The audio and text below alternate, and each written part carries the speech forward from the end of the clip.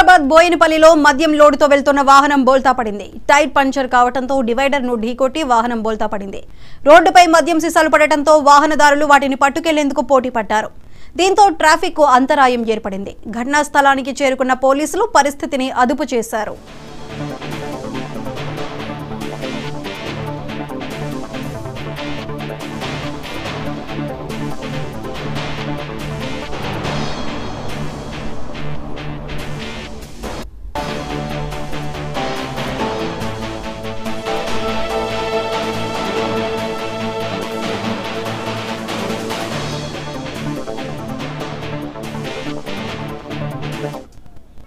సికింద్రాబాద్ బోయినపల్లిలో మద్యం లోడుతో వెళ్తున్న వాహనం బోల్తా పడింది. టైర్ పంచర్ కావడంతో డివైడర్ ను ఢీకొట్టి వాహనం బోల్తా పడింది.